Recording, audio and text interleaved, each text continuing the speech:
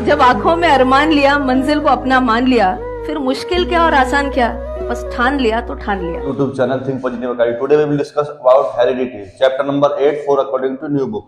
तो टॉपिक आज हम जो पढ़ेंगे उसका नाम है मोनोहब्राइड क्रॉस। और इसे जानने से पहले हमें जानना पड़ेगा कि जो दिया था ये आया कहाँ से। तो एक साइंटिस्ट थे जॉर्ज जॉन मेंडल। तो जो मेंडल साइंटिस्ट थे उन्होंने अपना एक्सपेरिमेंट किया था पी प्लांट पे। ये यहाँ से एमसीक्यू क्वेश्चन बन जाता है, उन्होंने किस प्लांट पे अपना एक्सपेरिमेंट किया था। तो उन्होंने पी प्लांट पे किया था और इसका साइंटिफिक नेम अक्सर पेपर में पूछा जाता है। तो साइंटिफिक नेम होता है पाइजम साइटियम। ये आपको लर्न करना बहुत ही इंपॉर्टेंट है। फिर पेपर में ये भी पूछा जाता है कि जो मेंडल थे उन्होंने पी प्लांट पे किया था, साइंटिफिक नेम भी पता लग गया, लेकिन बहुत सारे प्लांट होते हैं, उन्होंने पी प्लांट ही क्यों चूज किया। तो पी प्लांट चूज करने के दो रीजन थे, कई सारे रीजन और भी है। क्योंकि इसका शॉर्ट टाइम ऑफ पीरियड जल्दी है ग्रो हो जाता है, plus large number of seed produce, और बहुत ज्यादा मात्रा में large number of seed produce करता है। उसका नाम है मोनोहब्राइड क्रॉस। तो मोनोहब्राइड क्रॉस ये मेंडल ने दिया था और मेंडल ने इसमें बताया था कि आप जो पी प्लांट होता है टीटी लोगे कैपिटल तो उसे बोलोगे टाउल, और इन दोनों क्रॉस करवाना है स्मॉल टी से, जिसे बोलोगे डवार्फ प्लांट। और जब हम इनकी क्रॉस करवाएंगे तो यहां से जो कैपिटल टी होगा पहला ये लिख लेगा और यहां से स्मॉल लिख लेगा, यहां से दोबारा कैपिटल टी लिख लेगा और यहां से दूसरे वाला लिख लेगा टी, फिर यहां से इसका दूसरा वाला लिख लेगा, इसका पहले वाला, फिर इसका दूसरे वाला और इसका।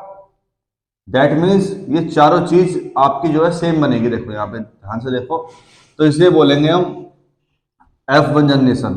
F1 जनरेशन में आपकी जो सारी चीजें हैं, आपसे कोई पूछे तो आप लोग क्या लिखोगे, 1 2 3 4 चारों चीजों में ऑल पार्ट्स और टोल, सभी के सभी पार्ट्स कैसे रहेंगे, टोल रहेंगे। क्योंकि जो टी है कैपिटल टी वो क्या होता है जी, डोमिनेंट ट्रेट दर्शा रहा है यहाँ पे, यानी ये प्रभावी रहेगा, स्मॉल टी को दबा लेगा। इसे बोलते हैं रिसीसिव ट्रेट। रिसीसिव मतलब होता है इसके प्रभाव कम दिखेंगे। अब हम बात करते हैं F1 जनरेशन की, हम बात करते हैं F2 जनरेशन की। तो F2 जनरेशन की बात करते हैं तो F2 जनरेशन में आप ध्यान से देखो, तो जो आपका F1 बना, F1 क्या बना आपका, एक कैपिटल टी और एक स्मॉल टी। तो एक कैपिटल टी और एक स्मॉल टी, एक कैपिटल और एक स्मॉल टी। तो जब हम इन्हें कंबाइन करेंगे तो इसकी इससे करेंगे ये बनेगा, इसकी इससे करेंगे ये बनेगा, इसकी इससे करेंगे ये बनेगा और इसकी इससे करेंगे ये बनेगा। तो यहाँ पे चार चीजें बनी है। तो पेपर में एग्जाम में आपसे जनरली पूछा जाएगा पाइनोटाइप रेशियो। पाइनोटाइप रेशियो पूछा जाएगा। पाइनोटाइप रेशियो का मतलब होता है कि ये डोमिनेंट रहा है, यहाँ पे कैपिटल टी, यहाँ भी कैपिटल टी आ गया, ये भी डोमिनेंट है, यहाँ भी कैपिटल टी आ गया, ये भी डोमिनेंट है, लेकिन यहाँ नहीं आया कैपिटल, यानी 3:1। 3 का मतलब होता है 75, इसका मतलब 25।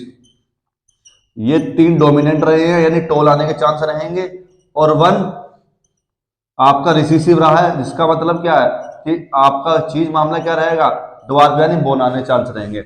और यदि आपसे इसी के अंदर पूछ ले जाइनोटाइप रेशियो, कौन सा रेशियो पूछे जी, जाइनोटाइप रेशियो, तो इसका अर्थ यह है कि इसमें कैपिटल टी कोमा एक कैपिटल एक स्मॉल और दोनों स्मॉल, ये कितनी बार आए हैं। तो कैपिटल टी की बात करते हैं, वो एक बार आया सिर्फ।